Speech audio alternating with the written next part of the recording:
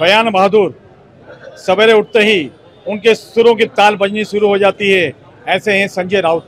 नमस्कार दर्शकों साथियों, मैं हूं शशि शर्मा, आप देख रहे दबंग खबरें। दर्शकों, संजय राउत ने बहुत ही बड़े नेता जिनको लोग भगवान की तरह पूछते हैं, स्वर्गीय आनंद दिघे जी, उनके बारे में बड़े ही अपशब्द कहे हैं। आइए जानते हैं प्रताप सरनाईक से, परिवहन मंत्री महाराष्ट्र के, क्या कहना चाहेंगे और उनके इस बयान पर क्या सफाई देंगे और क्या संदेश जारी करेंगे और क्या उन्हें कटाक्ष करेंगे।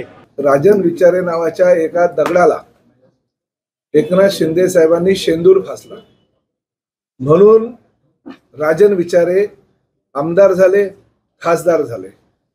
जर राजन विचारेंची हिम्मत असेल तर राजन विचारेंनी महापालिकेची निवडणूक लढावी आणि त्यांनी जिंकून दाखवावी, तर मी असं समजेन की ते सर्वसामान्य कार्यकर्त्यातून निर्माण झालेला एक कार्यकर्ता आहे। परंतु उगाच एकनाथ शिंदे साहेबांवर आरोप करायचे आणि त्या आरोपांमुळे कोणी पाय धुवून प्यायचे, कोणी पाय धुवून पाणी पिण्याची वगैरे भाषा करत असेल तर ते चुकीचं आहे। संजय राऊत साहेबांनी निदान प्रताप सरनाईक कोण आहे हे तरी ओळखलं बऱ्याच वर्षानंतर। अहो, त्या शिवसेना प्रमुख बाळासाहेब ठाकरे यांनी जर संजय राऊतांना शेंदूर फासला नसता तर संजय राऊत खासदार झाले असते का?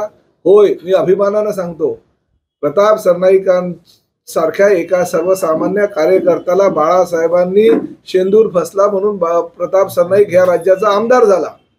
आज या राज्याचा मंत्री होत असताना एकनाथ शिंदे साहेबांनी त्याला मंत्री केलं।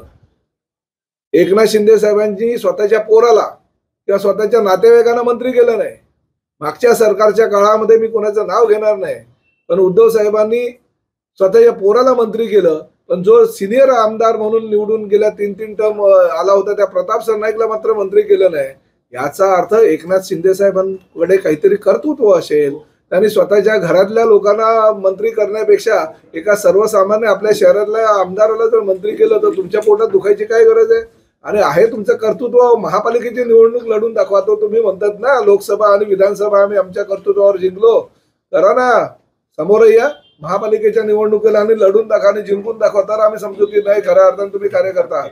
सर, आनंद दिघेंबाबत पण त्यांनी वक्तव्य केलं होतं, त्याच्याबद्दलच मी सांगतो। धर्मवीर आनंद दिघे साहेबांबद्दल असं वक्तव्य करायची गरज काय तुम्हाला?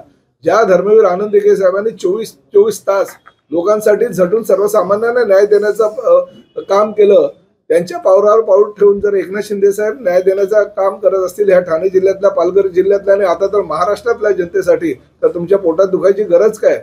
ते तसंच काम करत राहतील। तुम्हाला काही वल्गना करायच्या ते करा। एकनाथ शिंदे साहेब नावाचं जे वादळ आहे ते महाराष्ट्रात आता कमी करण्याची हिंमत कुणाही मध्ये नाहीये।